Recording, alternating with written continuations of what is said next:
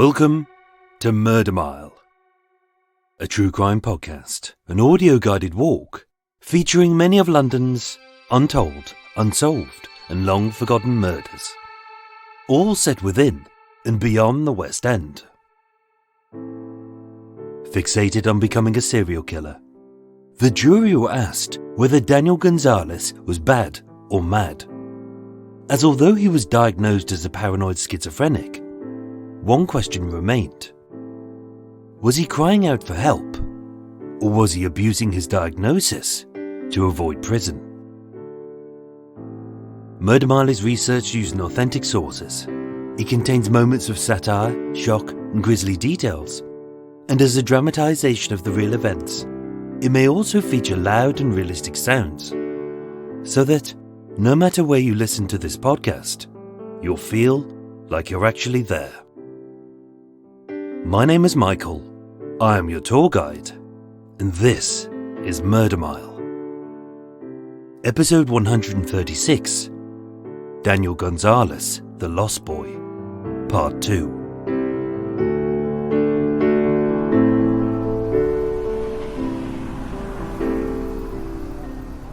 Today, I'm standing on Tottenham High Road in North London, N15. 6 miles north of Tottenham Court Road Tube Station, where Daniel Gonzales was arrested. 76 miles northeast of the stabbing of Peter King. 59 miles north of the death of Marie Harding. And a few miles east of the attacks on Kumis Constantiano in Hornsey and Derek and Jean Robinson in Highgate Hill. Coming very soon to Murder Mile. Currently, at 336 High Road sits a vague 6-storey brown brick block of flats perched at the ludicrously busy junction of the A10 and Monument Way. So for anyone seeking something affordable, near a tube and a few thousand takeaways, in an area which was the epicentre of the London riots, and you love waking up to the soothing roar of trucks and falling asleep to the subtle wail of sirens, buy now.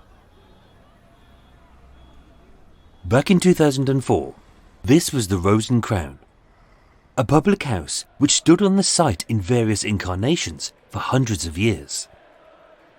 And for its last century, it was a familiar hub for fans of Tottenham Hotspur. Ran by 46-year-old Kevin Malloy, this was not just his work, but his home, his life, and his love. Kevin was the last landlord of the Rose and Crown pub, as having gone out of business with the land sold to a developer, seeing his years of hard work boarded up and ready for demolition. That night, after a few pints, he would say a fond goodbye to his pub, never knowing that this farewell would be his last. Prior to this moment, the two men had never met. But to Daniel, Kevin was not a person, he was a number. One more victim on his list to secure his place in serial killer infamy. As it was here, just before the dawn on Friday the 17th of September 2004, that Kevin Malloy was murdered. But was it the voices which drove Daniel to kill? Or was his diagnosis an excuse for his crimes?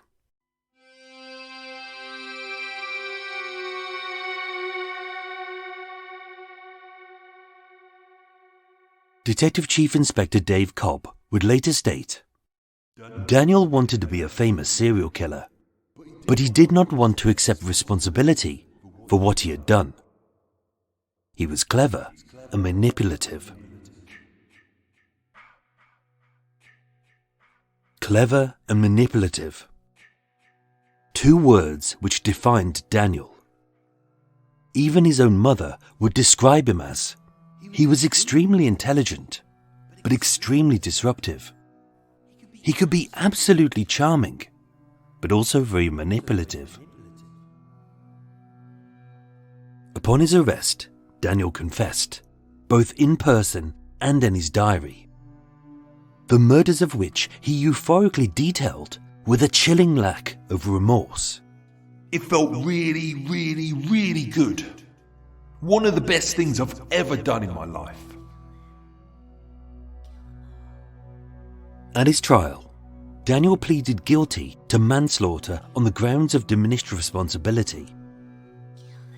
In his defense, he claimed that he was a schizophrenic and that the voices in his head told him to kill. But the prosecution refuted this. We suggest that Daniel Gonzales is a psychopath who killed because of the cold, callous person that he is. It is his personality that led him to kill. Daniel was in control of himself at the time of the killing, and he killed because he wanted to kill for his own pleasure. It was very clear that Daniel was clever and manipulative from a very early age, as although he'd been expelled from school, this chess champion went on to pass 8 GCSEs. And like many bright children, he lacked social skills and often stood out as different. Age 9, his mother said he came downstairs with his arms at the side of his head, saying, "Mum, I cannot carry my head. It is too big." But was this just a child with an overactive imagination? Or was he learning to use his difference as an excuse for his bad behavior? Key to Daniel's defense was his diagnosis as a paranoid schizophrenic. But this was never clear-cut, as his illness was atypical, and the lack of acute episodes or consistent symptoms made any diagnosis difficult. So difficult that in 1993, age 13, his school's educational psychologist diagnosed him with dysgraphia, a writing difficulty. And further mental health assessments listed illicit drug misuse, evidence of psychosis, and probably a personality disorder owing to large doses of ketamine and LSD, which are responsible for his current state of mild psychosis. But not schizophrenia. Between 1998 and 1999, Daniel was sectioned 3 times after physical violence towards himself and verbal threats to others. One of many psychiatrists would state, "I felt that he was probably psychotic, but I didn't think that he was sectionable because of his lucidity and his lack of delusions." And yet, it was only during his sectioning at the Oak Tree Psychiatric Clinic that Daniel was first listed as a paranoid schizophrenic. After that, every subsequent doctor agreed with this analysis, prescribed the appropriate medication for that mental health condition, and no other options were considered. But did the experts get it right? Or did they resort to default? With a school counsellor diagnosing it as a learning difficulty, a drugs counsellor as a drug-induced psychosis, and a psychiatrist as schizophrenia. Or had Daniel manipulated these professionals into seeing the symptoms that he wanted them to see?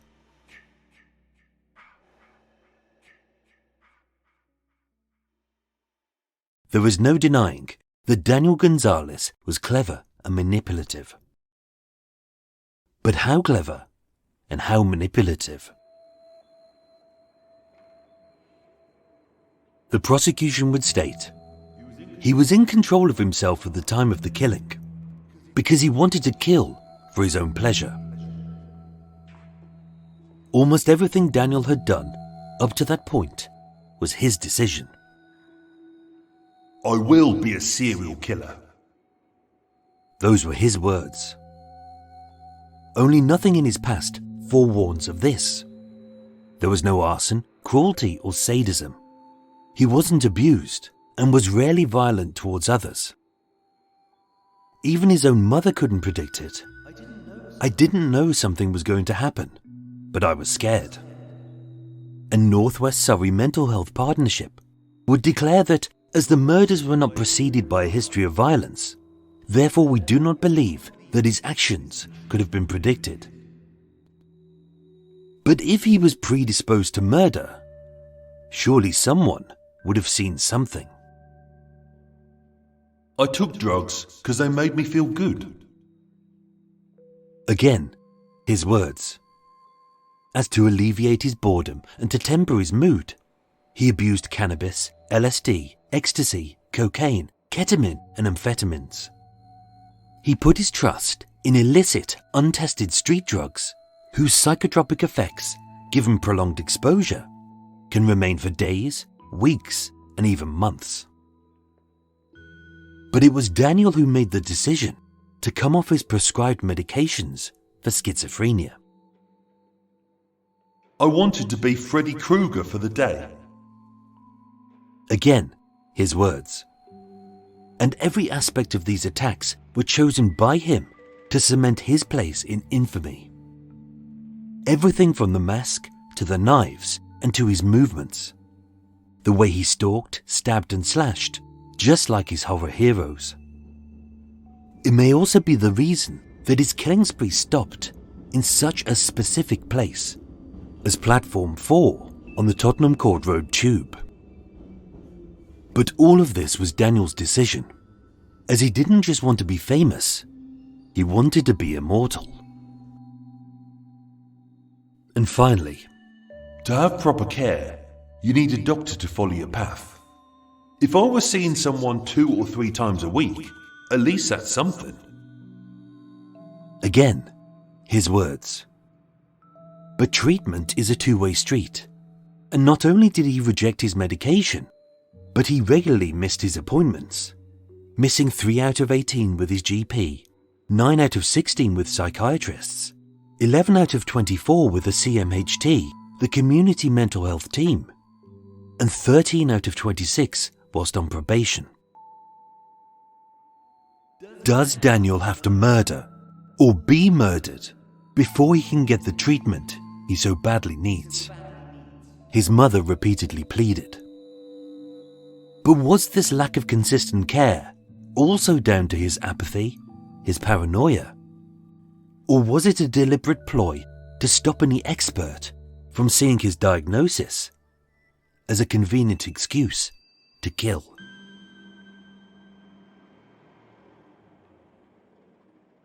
Just how clever and manipulative was Daniel Gonzales? Was all of this a ruse? Or was it real?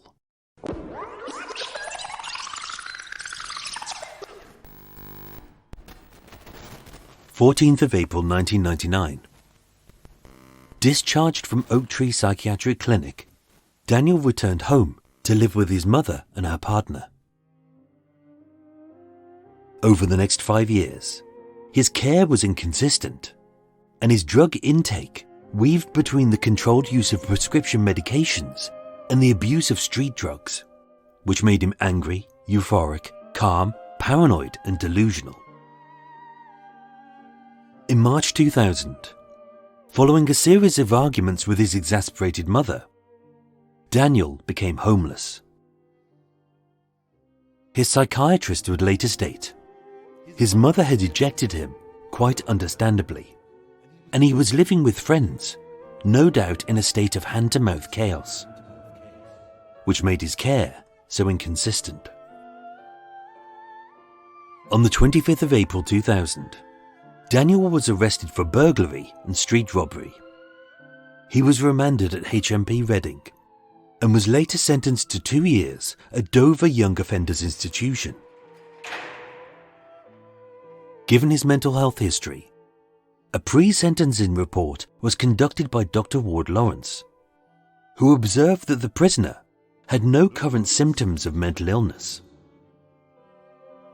But he also stated that Daniel had admitted to manipulating the symptoms of his illness in an attempt to avoid being sent to prison. Released on the 30th of April 2001, Daniel returned home. He was held under a 6-month probation order and seen as an outpatient Dr. Lawrence confirmed his diagnosis that Daniel showed no signs of mental illness. And a probation officer even commented that Daniel was just a silly little boy. He's fine. Unable to live at home. On and off between January 2001 and November 2002, Daniel bunked on friends' sofas. He slept rough on the street and bedded in homeless hostels.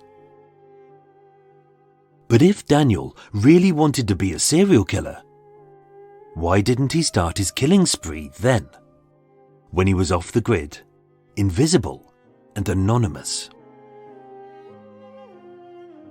In November 2002 and April 2003, Daniel was arrested for shoplifting and was placed on a 6-month community rehabilitation order. Again, he was not charged with GBH, ABH, cruelty, or any violent or sadistic crimes, as you would expect from a wannabe serial killer.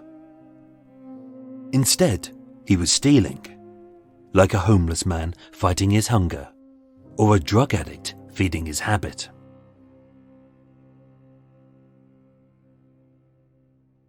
On the 26th of October 2003, Daniel wrote a letter to his GP. It read, I really do need help now. I've tried to cope on my own, like a normal human being, but have not managed to succeed. I really need to receive treatment under the care of doctors before my mental state gets worse. Please, please help me. This is very urgent. I'm in a desperate situation.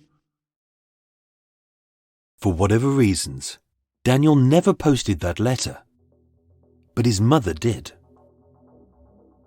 The GP referred him to a hospital, but he was never treated. The report later called this a missed opportunity.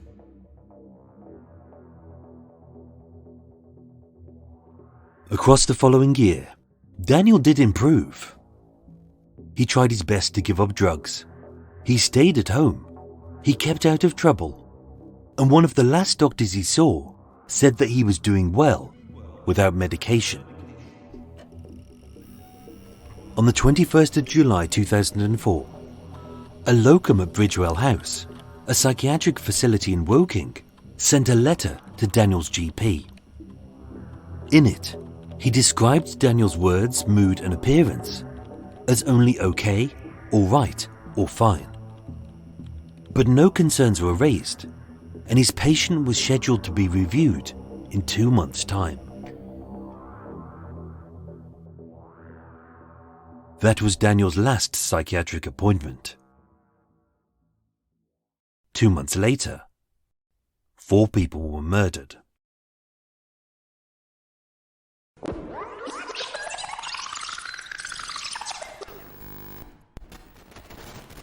Wednesday the 15th of September 2004. Day 1. Victim 1. Peter King at Hillsea Lines, and Victim 2. Marie Harding at Highdown. But only the failed attack had an eyewitness. So when Daniel fled, Peter heard him shout, "Sorry, I'm a schizophrenic. I can't help it." But was this the truth spoken by his voices? A clever excuse to avoid prison? Or a bit of both? It took 2 days to plan. Those were his words. But what aspect of the murders did Daniel plan? His victims were random, the locations were remote, and the dates were insignificant. If all he cared about was numbers, I wanted to kill as many people as possible. why didn't he kill on a busy city street, in a packed supermarket, or somewhere closer to home, like Woking, Knapp Hill, or Southwood Avenue? If all he cared about was murder, This is something I live for. It's a really good buzz. Killing. why didn't he buy his own knives, rather than borrowing his mum's steak knives from the kitchen drawer? But maybe it wasn't the murders he was planning, but his legacy as a serial killer. Consider these pieces of irrefutable evidence. The hockey mask. He wore it as a disguise only once, during Marie Harding's murder, but at every other attack, his face and identity were exposed. Afterwards, he didn't destroy or clean the mask. Instead, it remained in his bedroom, covered in his victim's DNA. The diary. Better than any confession the police could have attained. This was a handwritten journal using his words, in which he detailed his movements and motives during the murders. The diary was neither hidden nor destroyed. Gloves. He could have, but he didn't wear any, which is why his fingerprints were found on the knife he dropped at Hilsea Lines. And as for wearing discreet clothing to hide his size, his shape, or his identity, instead, he wore a pair of blue jeans, a set of white trainers, and a distinctive blue and white Honda motorcycle jacket. So maybe Daniel didn't plan anything.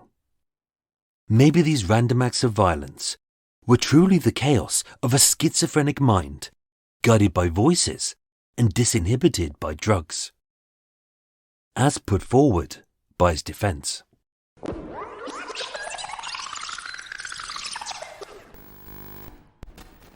Thursday the 16th of September 2004. Day 2. Victim 3.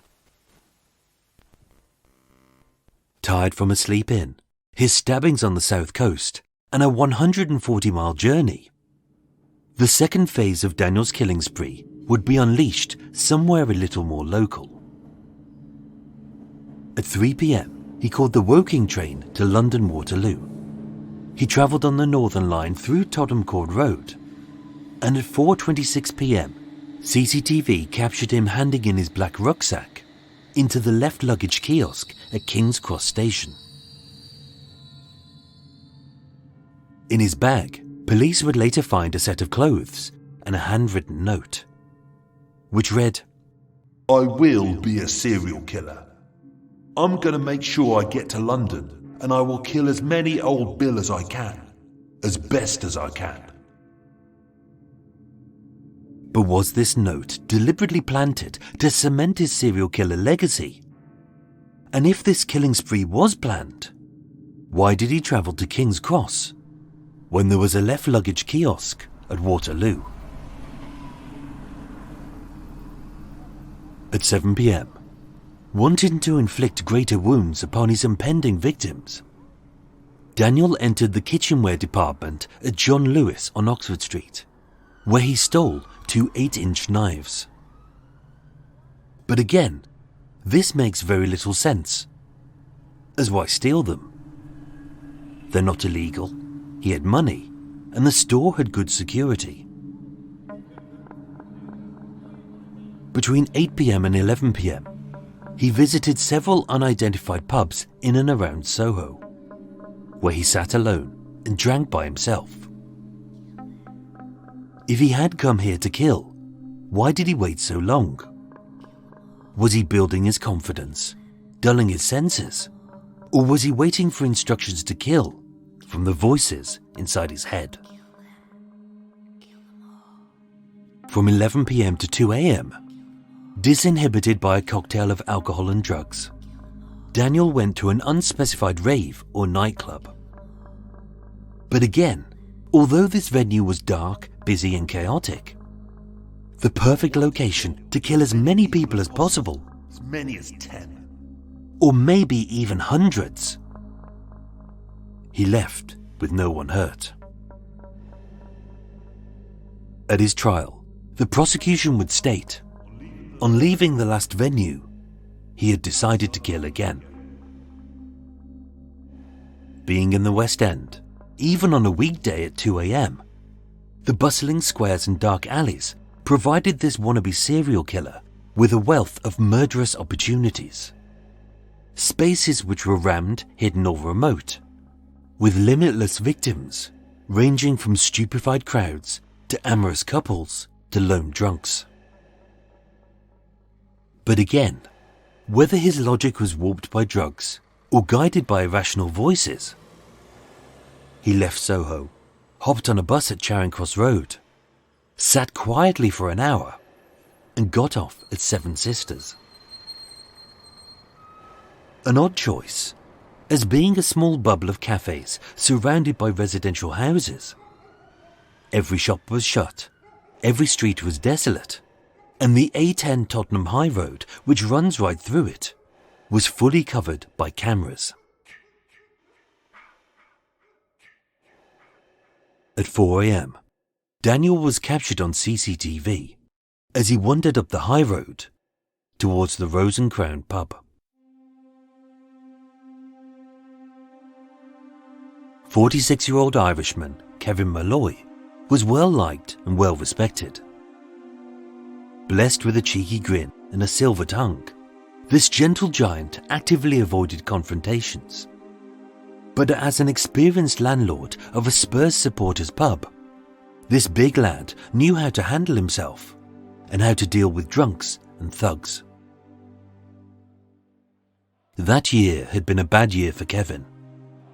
His pub, the Rose and Crown at 336 High Road, was once the staple of football fixtures, a decent pub for a pint, and a bit of a boogie in its club called Randolph's and Charlie Brown's.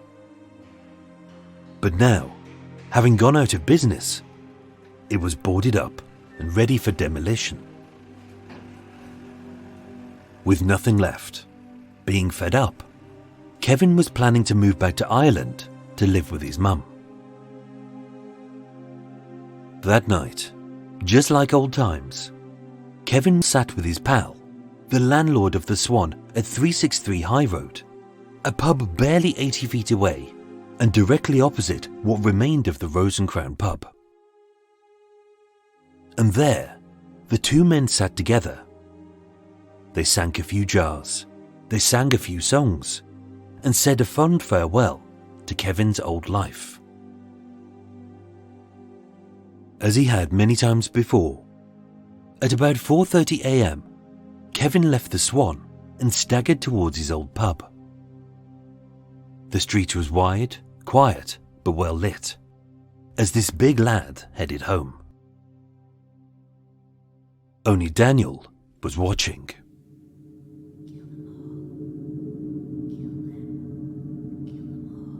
With his heart pounding, an 8-inch knife in his sweaty palm, and the drip, drip, drip of what he had repeatedly claimed were 4 sinister voices splitting his head like water torture, Daniel entered the empty path, as from behind, he stalked, was silent, and then he struck. I just run up to him. I popped him and I stabbed him up. I had to flipping murder someone by then. I had to get someone done. All these thoughts were coming into my head. So I just went doo, doo, doo, doo, and just kind of jabbed him about 3, 4, 5, 6, 7 times in the stomach. Attacked from behind, Kevin stood no chance, as the stabbing was fast and frenetic. With no defensive wounds, multiple injuries to his face, chest and stomach, he slit Kevin's throat and left him for dead. With his second kill complete and another number notched on his scorecard, Daniel was halfway to serial killer infamy. But just like a coward, he panicked, he fled, and he dumped the knives in the local park. At 5:40 a.m, 1 hour later, Kevin Malloy was found and taken to a hospital. But he died on arrival.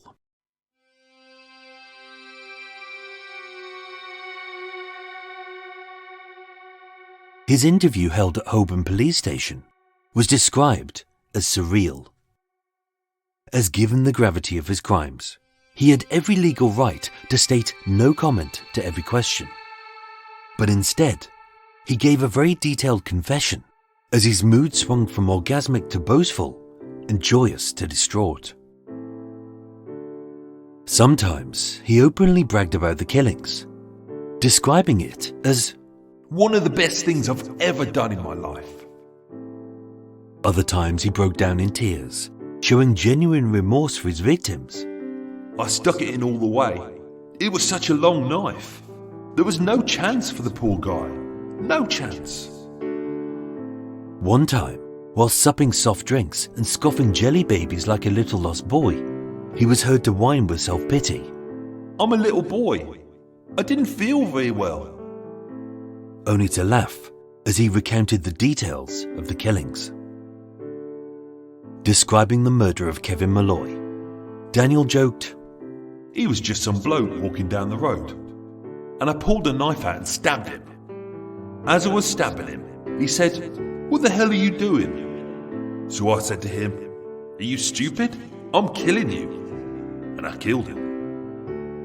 When asked why he killed Kevin, Daniel replied, His face started winding me up. I had to do it because I wouldn't be able to think properly otherwise. At that time, the voices in my head were just really bad. which is why his criminal trial at the Old Bailey focused on one key question. Was Daniel Gonzales bad or mad? But was Daniel so mentally unwell he was unable to control himself at the time of the killings? Or was this just a cunning and manipulative ploy to cement his serial killer credentials and to avoid a prison sentence? Nobody knew. But one thing was for certain. 2 people were dead, and more killings were to come.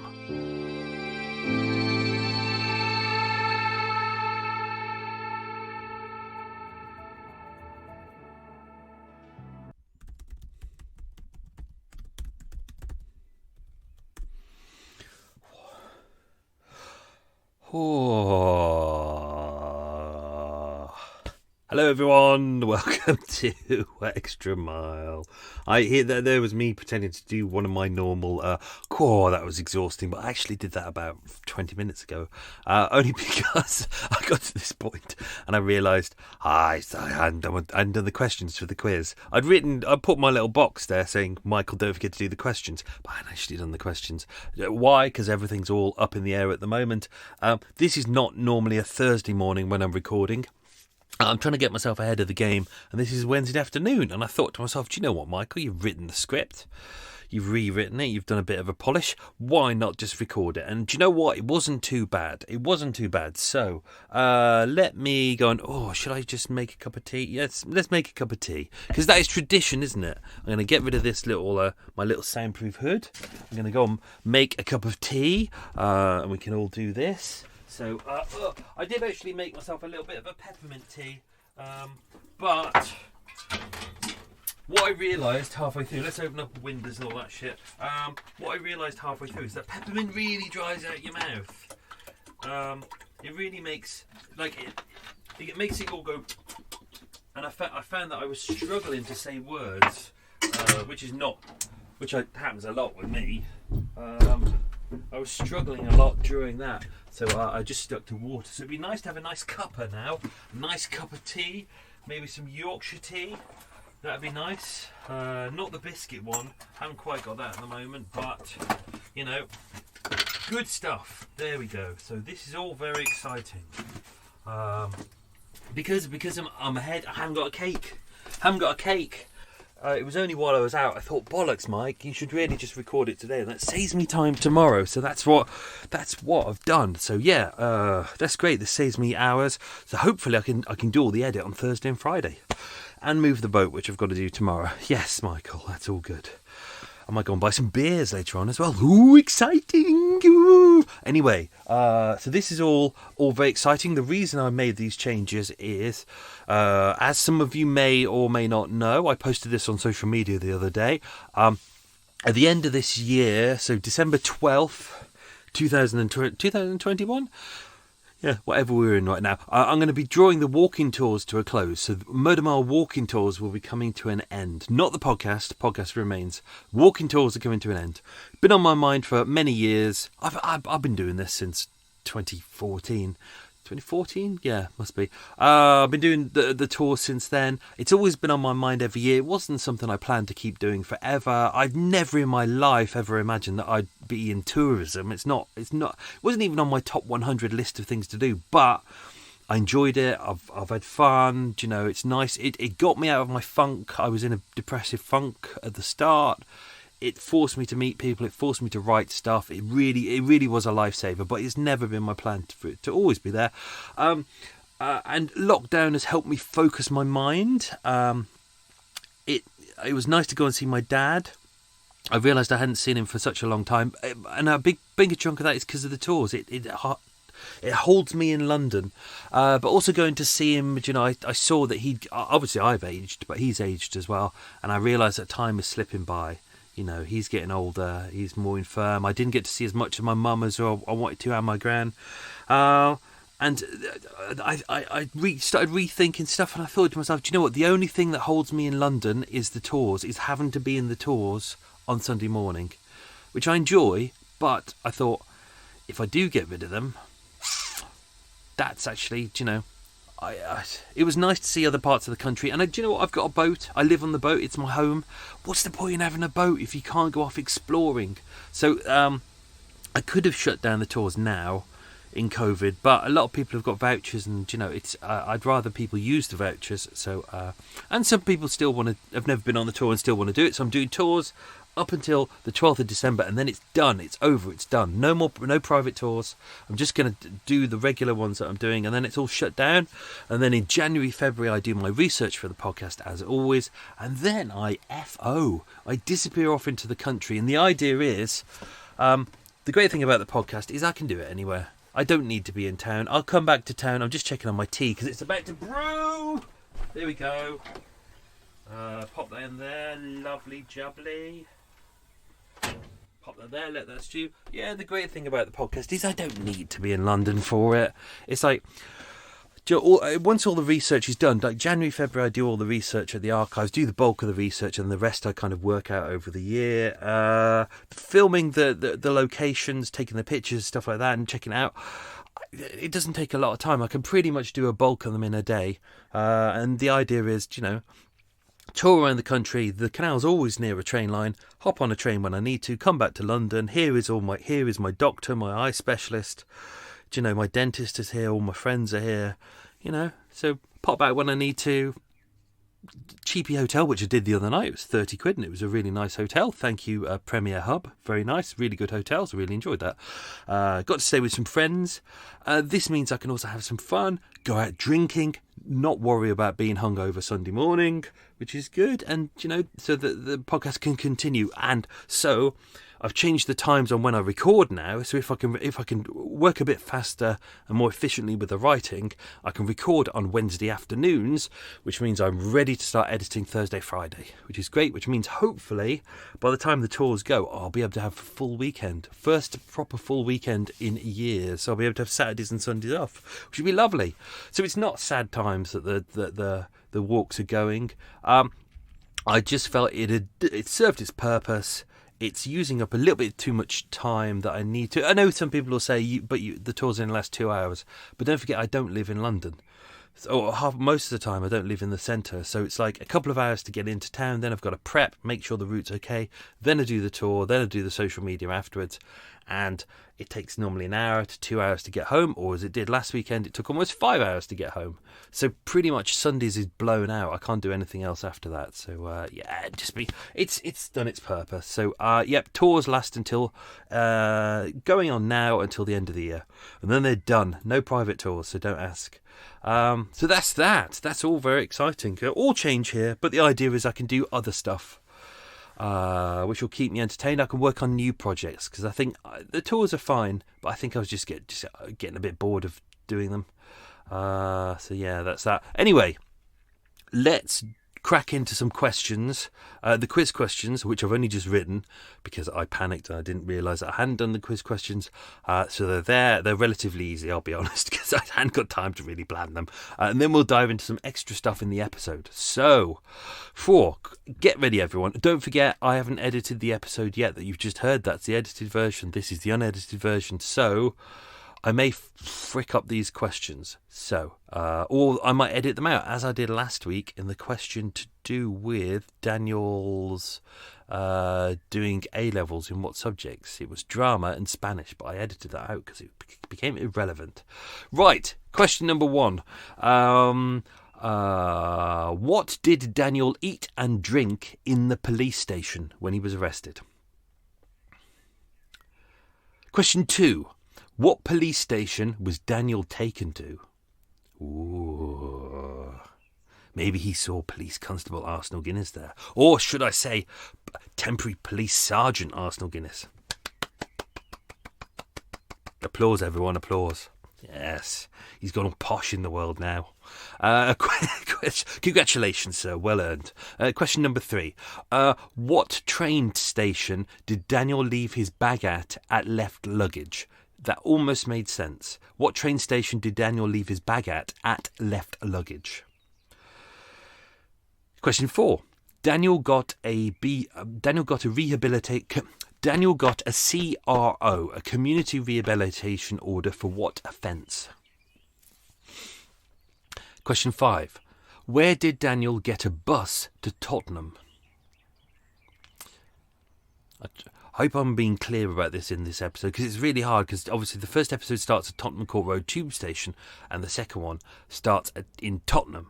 And Tottenham Court Road Tube Station and Tottenham are two very different places, so I've tried to make it very clear on that. Tottenham Court Road has nothing to do with Tottenham. Very frustrating. But then again, Oxford Street has nothing to do with Oxford, except the fact that it's facing in the direction of Oxford and the A40 heads to Oxford. Question 6. The Rose and Crown was home to which football team supporters? So which team drank at the Rose and Crown pub? That's a pretty easy one. Question 7. Where did Daniel steal the kitchen knives? What shop? Question 8. What colour was Daniel's jacket and what was written on the jacket?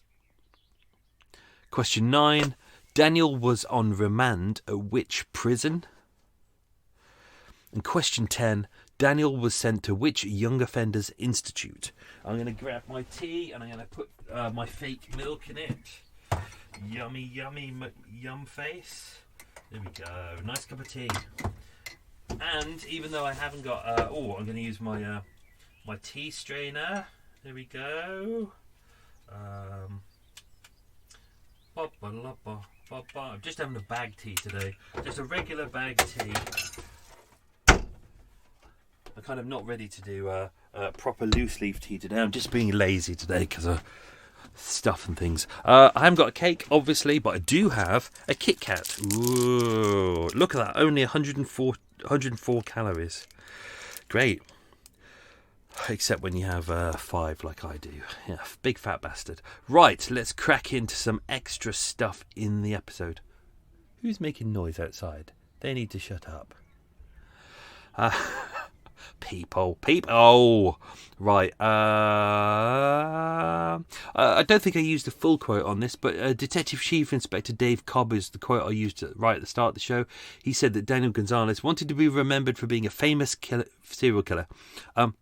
But I hope he is forgotten and that we only remember the victims.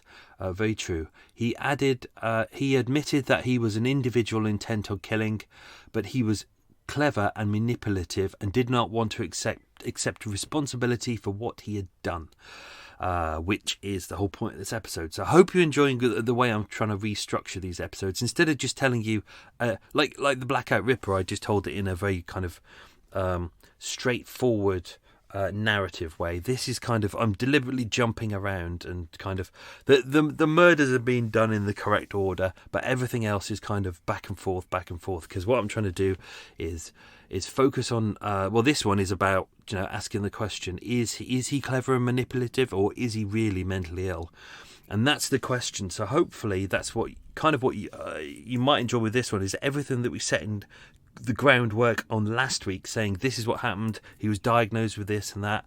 Now we're going back to it and we're rethinking everything. So everything's up in the air. Everything that you thought was bad in the last episode, like, oh, didn't the doctors do a terrible job? Now it's kind of like, hang on, did the doctors do a terrible job, or is it Daniel who's manipulating them, or what is going on?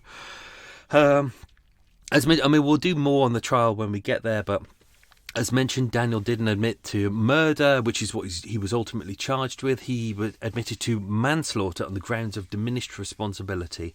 And throughout, he kept saying that he was a schizophrenic and that there were voices in his head. So this is everything that we're picking apart here.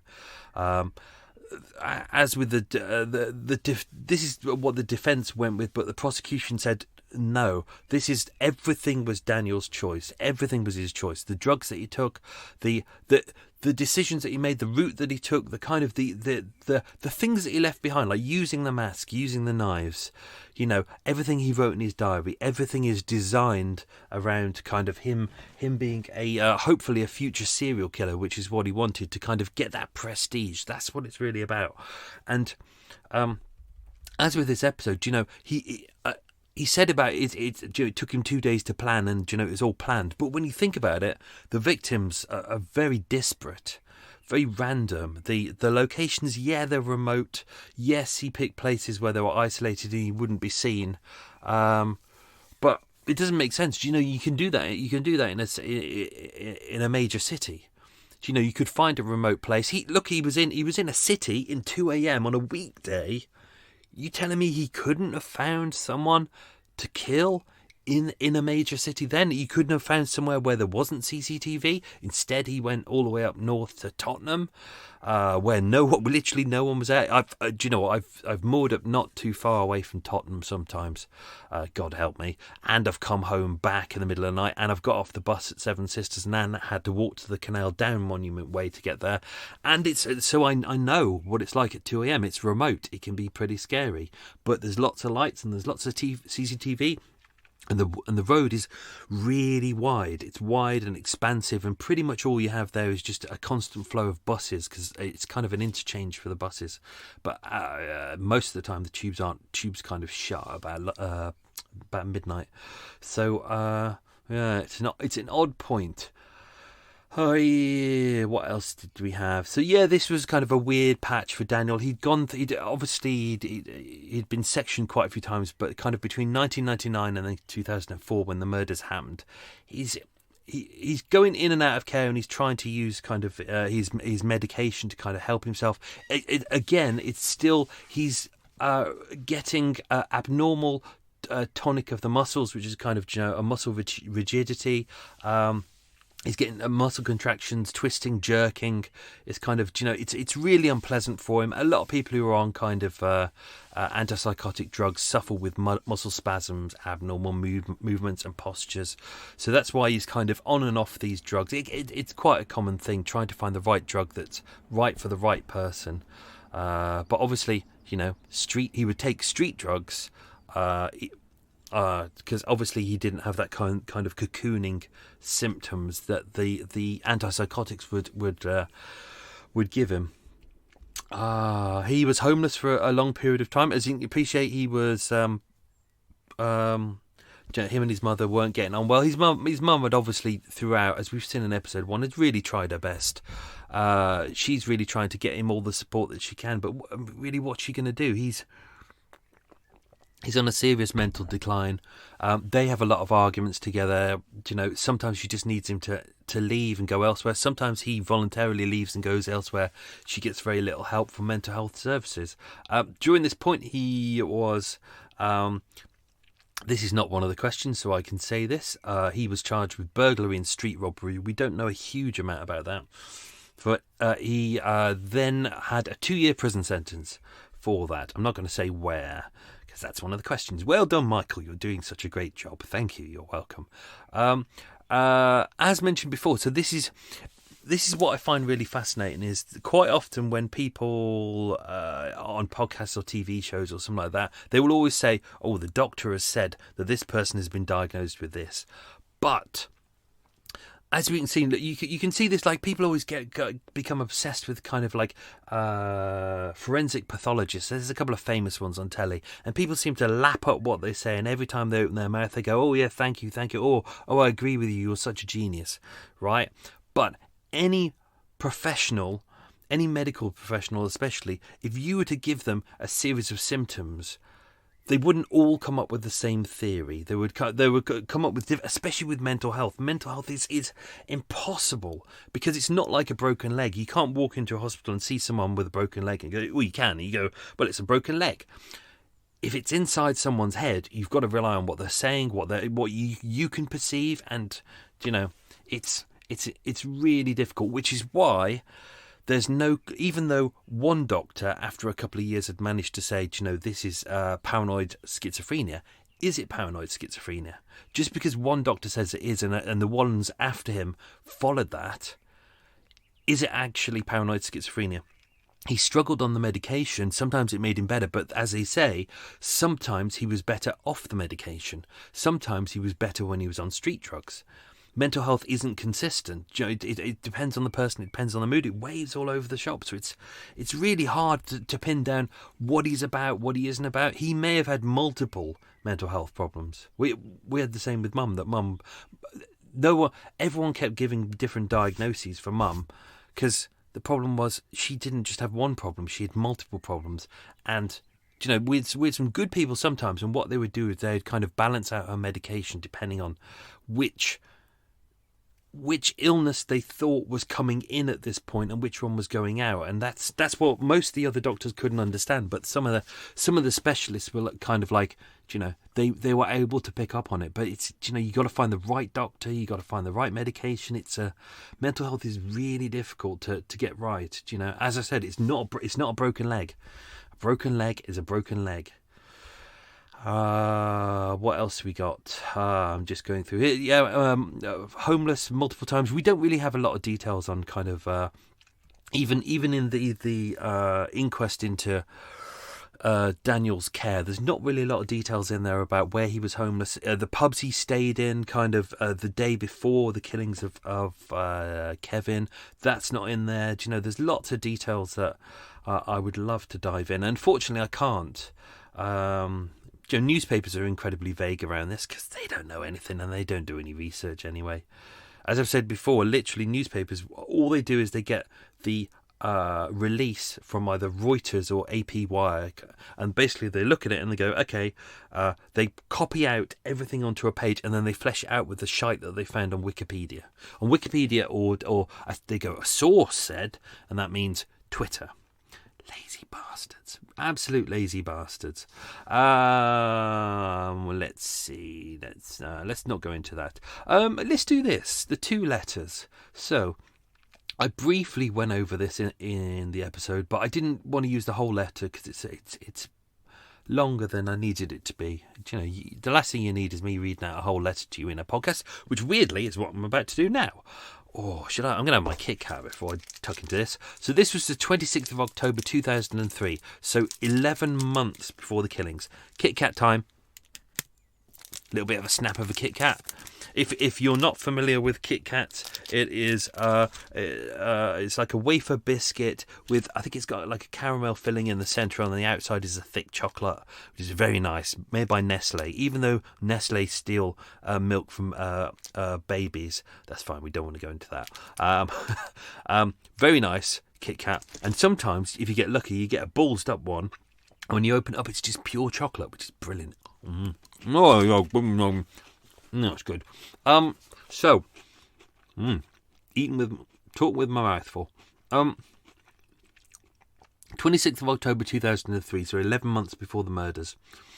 Daniel, he was on holiday in Spain at the time because his parents thought it might be nice for him to go and see his grandmother over in Spain for about 3 months, which he did. That was also one of the times where he was off street drugs, but he was on his drugs for schizophrenia, and he was really struggling on that. This is the problem with this, as mentioned, sometimes when he's on his schizophrenia drugs, they're working, sometimes they're not working, sometimes the street drugs work, sometimes they're not working, sometimes he can do without all drugs and he's doing well, and then he doesn't do well.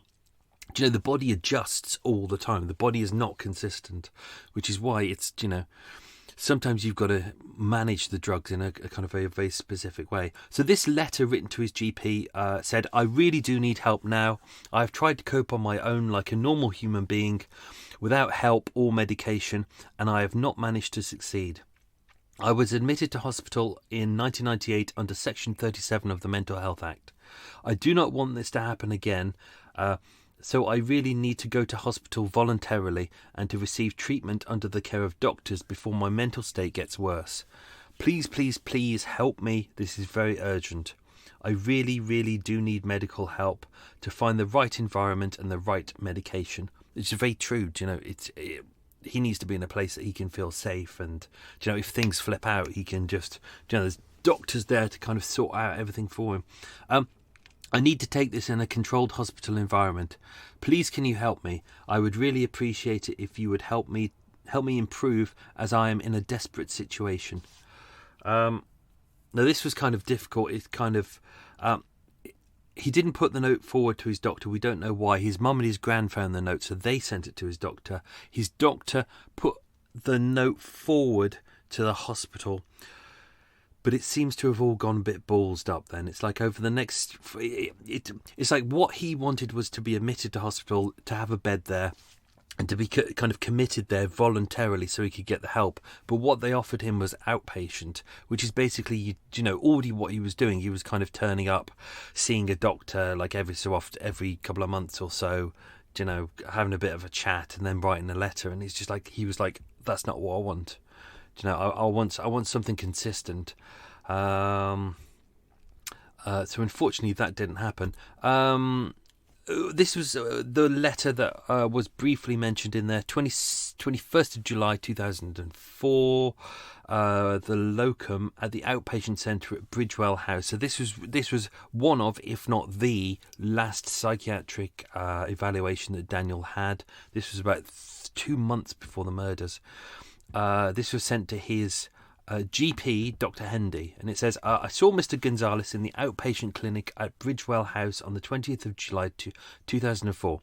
He attended with his grandmother. Mr. Gonzales, he's written Mr. Gonzames.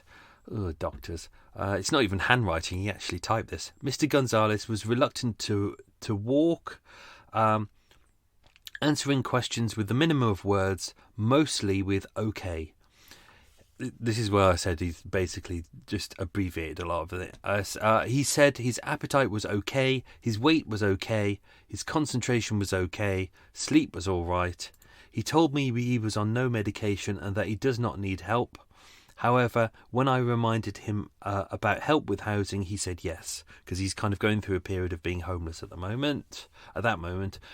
He told me he spends his time watching TV and that he sometimes goes out to the gym.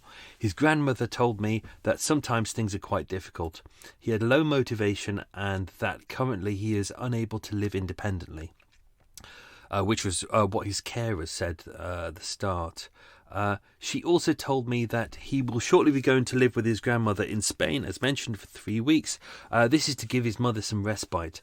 Mr. Gonzales and his grandmother asked me about the results of the CT scan he had 2 weeks ago. I haven't put that in the episode because we don't know too much about that.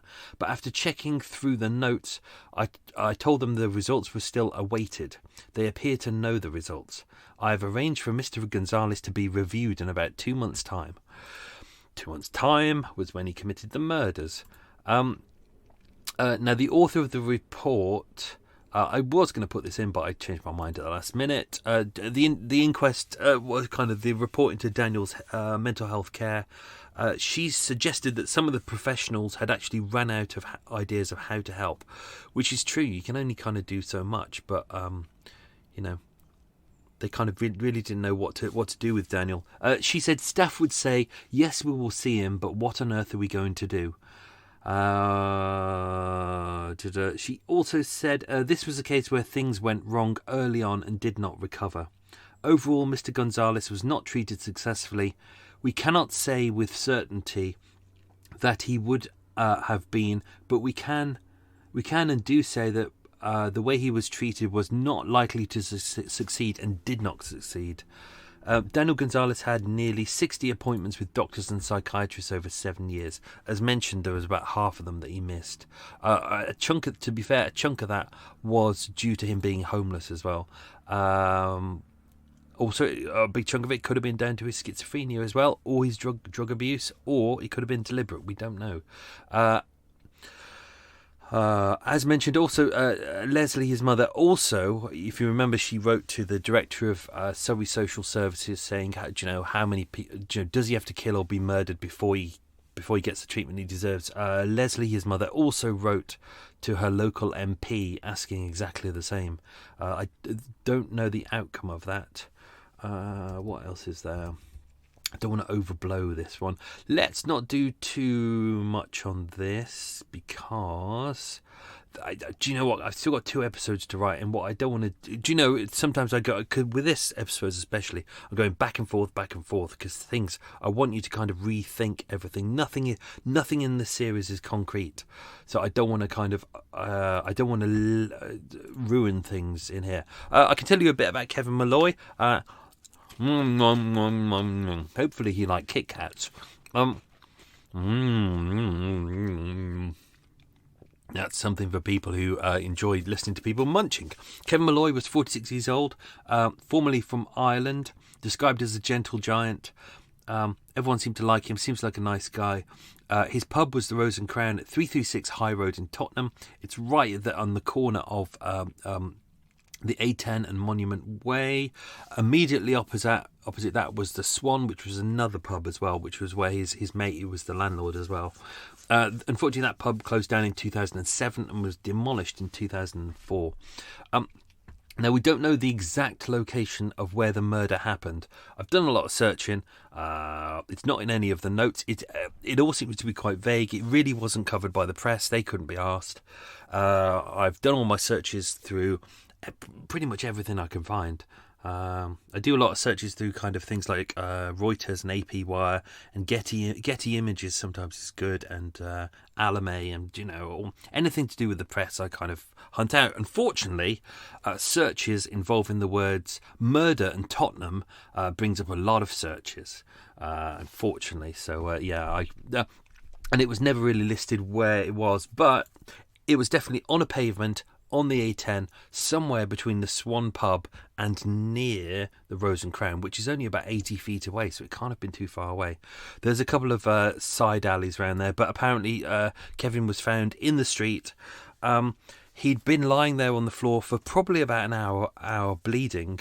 A few people had walked past him, but because he was collapsed on the floor, some people suggested that they thought that he may have been a drunk. Don't forget, this is kind of an area where there is lots of pubs, lots of kind of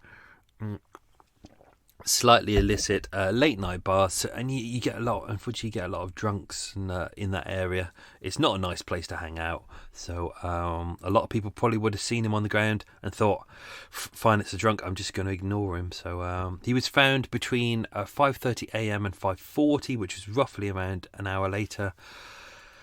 He'd got multiple wounds to his face, his neck, his chest, and his abdomen. He was attacked from behind, so it's likely that he was stabbed in the back first, as with Marie Harding. But they never really gave any real details about his autopsy, just kind of bits and pieces that I picked up. As before, Daniel fled. He wasn't. They saw him on CCTV walking up the road, and they identified that he was near Kevin Malloy, but they didn't have CCTV of the attack itself. This is not to say that Daniel was super clever and he found a location that had no CCTV. It was just, not all of it is covered. He just kind of got lucky. After this, as mentioned, he ran. He kind of panicked, and then he dumped the knives in an unidentified park nearby. I haven't quite found out which park that was, but that's fine. It's not really that important. And I think that's it. Let's not go into too much more about that. I think we've kind of done everything for that episode. Let's not ruin the rest, which I've still got to write. Core lummy. Right, let's do the questions. This is weird, this being the afternoon and I'm recording, because normally at this point now I'm thinking, oh shit, I've got so much editing to do. Now I can literally, what time is it? Whoa, what time is it? One of my phones is here. One of my phones. I sound like I'm a businessman. It's 4:20. Brilliant. I've got time to go to. I might go and get some beers, as mentioned. This is great. No, I needed a new phone because my old Samsung kept switching itself off because it's a piece of shit. Actually, it's all right. And I walked in, I got a new phone in O2, who were very good. They give me good deals. Thank you very much, O2. And they were like, here's the new posh phone. I was like, thank you very much. And they were like, do you want to trade in your old phone? I went, no, actually. What I'll do is, because I'm always worried about going out and like getting mugged and someone nicking your phone. If they nick your phone, they got all your bank details. Or sometimes what they do, especially in near the canal in Hackney, what they do is they get like a big group of you around you, and they mug you. And one group holds you at knife point, and the other group grabs your phone and asks for your password, and then they change the settings on your bank thing so that they can get the maximum amount of money out of your bank account. So if you've got it set to 100, they increase it to 500, and then they go to your bank account and they hold you until you come back. And I thought to myself, do you know what? I use my old phone as an iPod. Yeah, so I've just got my old Samsung, which I've just done set back to factory settings because it kept resetting itself, and now it is just my iPod. So if someone comes and steals that, I don't give a shit, which is all very good. So well done me. So you can call me Jimmy Two Phones now. Right, let's do the answers to the questions, which, don't forget, I may have ballsed up. Oh, helicopter flying over. F it, who cares? They seem to be doing a circuit today. They seem to be doing training, which is great. Question number 1, let's do this. Question number 1. What did Daniel eat and drink in the police station? He was given soft drinks and jelly beans. Question number 2. What police station was Daniel taken to? He was taken to Holborn. And that's because, as temporary police sergeant Arsenal Guinness knows and has informed me, a lot of the police stations have been shut down, unfortunately. Well, I know West End Central got shut down. I think Tottenham Court Road's shut down as well. They seem to be shutting down a lot. I don't know how many are left now. But then a little article came in the paper today saying that they're opening up little hubs, little kind of portable hubs. Don't know about that. Anyway, question number 3. What train station did Daniel leave his bag at left luggage? That's a terribly written question. The answer was King's Cross Station. Question number 4. Daniel got a community rehabilitation order for what offence? It was shoplifting. Question number 5. Where did Daniel get a bus from to Tottenham? It was Charing Cross Road. Question number 6. The Rose and Crown was home to which team of football supporters? It was Tottenham Hotspur. I can hear Police Constable Arsenal Guinness vomiting at just the sound of those dirty words. Question 7. Where did Daniel steal the knives? It was John Lewis. Question 8. What colour was Daniel's jacket and what was written on it? The colours were blue and white, and what was written on it was Honda. Ooh, exciting. Question 9. Daniel was on remand at which prison? HMP Reading. And final question, question number 10. Daniel was sent to which Young Offenders Institute? It was Dover, which was the same place that the young men in The Trader and the Devil's Child were sent to. There you go. Oh, that was a long record, but I'm glad I did it. It's done. And now I can have a little bit of a walk. That'd be nice. And then I'll come back and charge up later on, and I can finish watching Line of Duty. Whoa! I'm really getting into it. Really enjoying it. And normally people say to me, "Oh, you have to watch this." And normally it's like, oh, like it's just the same tired shit that everyone's watching, and they're watching it because their friends are watching it and they want something to talk about because they're sad. So normally I'll watch something that everyone forces me to watch, and I just think, oh, it's shite. Line of Duty, I'm really enjoying it. It hooked me in early, and I'm on the final season now. So I would say don't spoil it for me, but by the time this episode goes out, I will have got to the finale, which I know everyone has told me is shite. Anyway, and I'm enjoying Staged with David Tennant and Michael Sheen. That's very good. Michael Sheen looks absolutely freaking nuts. But I've enjoyed it. It's been a good series. So that's me done. Hope you enjoyed that. We got 3 more parts to go, and then we're done. And then the rest of the season is pretty much one-parters. So anyway, hope you enjoyed that. Speak to you all soon. Have yourself a good week. Stay safe. Lots of love. Bye-bye.